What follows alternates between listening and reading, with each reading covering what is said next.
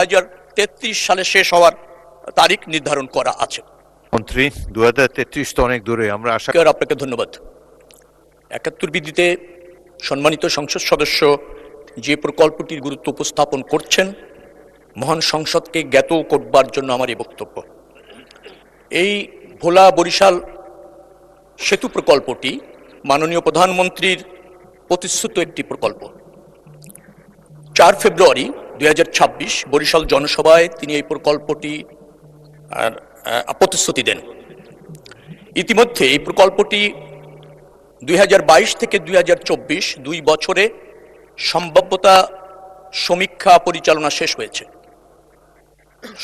আপনার সমীক্ষা শেষে 10.876 কিলোমিটার দৈর্ঘ্য 4 লেন বিশিষ্ট এই সেতুটির 17,466 কোটি টাকার প্রাক্কলন নির্ধারণ করা হয়েছে।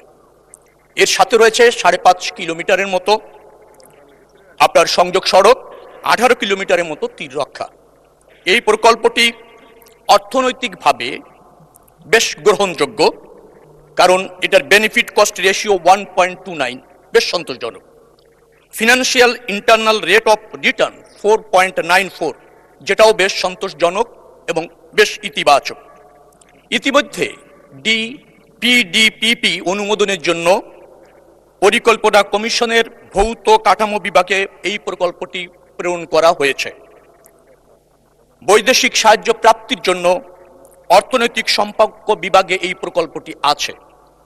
PPP প্রকল্প বিবেচনা করে সর্বশেষ অর্থনৈতিক বিষয়ক সংক্রান্ত মন্ত্রিসভা কমিটি, যেটা CCEA সভায় উপস্থাপনের জন্য প্রেরণ করা হয়েছে।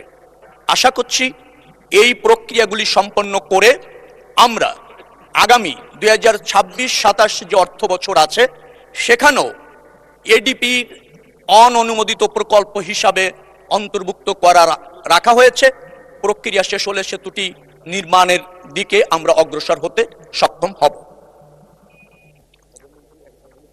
মাননীয় স্পিকার, 2022 এবং 24 সালের সম্ভাব্যতা যাচাই পরিচালনা যেটা হয়েছিল, তাতে এই প্রকল্প শেষ হওয়ার মেয়াদ ছিল নির্ধারণ করা হয়েছে 2033 সালে। কিন্তু প্রকল্পটি এখনো যে পর্যায়ে আছে সেটা অনুমোদিত হয়ে কাজ শুরু করার সম্ভাব্য সময় এই মুহূর্তে বলার বা এই অবস্থাতে বলাটা সমীচীন হচ্ছে না, নির্ধারণ করা সম্ভব হয়নি।